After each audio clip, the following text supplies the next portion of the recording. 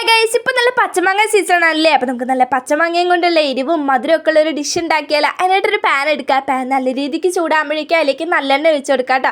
ആ നല്ലെണ്ണയും കൂടി ചൂടായി വരുമ്പോഴേക്കും ഒരു സ്പൂണ് കടുകും പിന്നെ അതുപോലെ ഉലുവ പൊടിയും കൂടി ഇട്ട് കൊടുക്കുക കേട്ടോ. ഉലുവ പൊടീൻ്റെ പകരം നിങ്ങൾക്ക് ഒലിവ് ഇട്ടാലും മതിയാവും.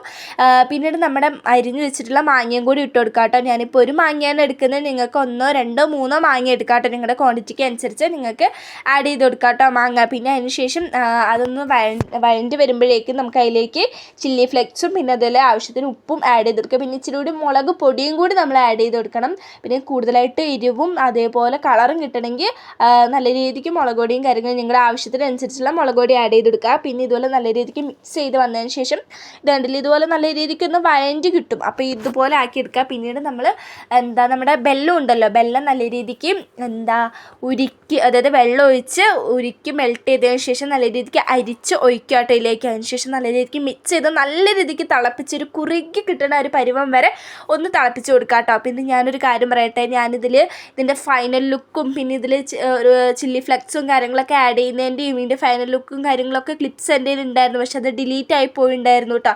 അതുകൊണ്ട് എനിക്കത് അപ്ലോഡ് ചെയ്യാൻ പറ്റിയില്ല. അപ്പോൾ ഞാനിത് സെക്കൻഡ് ടൈമാണ് കേട്ടോ ഇത് ട്രൈ ചെയ്യുന്നത്. എനിക്ക് ഫസ്റ്റ് ടൈം ട്രൈ ചെയ്തപ്പോൾ എനിക്ക് നല്ല രീതിക്ക് ഇഷ്ടമായിരുന്നു. അപ്പോൾ ഞാൻ വിചാരിച്ചു സെക്കൻഡ് ടൈം ചെയ്യുമ്പോൾ എനിക്ക് വീഡിയോ ആയിട്ട് ഇടാമെന്ന് വെച്ചിട്ടാണ്. പക്ഷേ ഫൈനൽ ലുക്കൊക്കെ നല്ല അടിപൊളിയായിട്ട് കിട്ടിയതായിരുന്നു. പക്ഷേ അത് ക്ലിപ്സും കാര്യങ്ങളും എൻ്റെ നിന്ന് ഡിലീറ്റ് ആയി പോയിട്ടുണ്ടായിരുന്നു. ഞാൻ 1.5 ആഴ്ചയായിട്ട് ഈ വീഡിയോ എടുത്ത് വെച്ചിട്ടുണ്ടായിരുന്നു, പക്ഷെ അതുകൊണ്ടാവണം എൻ്റെ നിന്ന് അത് ഡിലീറ്റ് ആയി പോയിട്ടുണ്ടായിരുന്നു.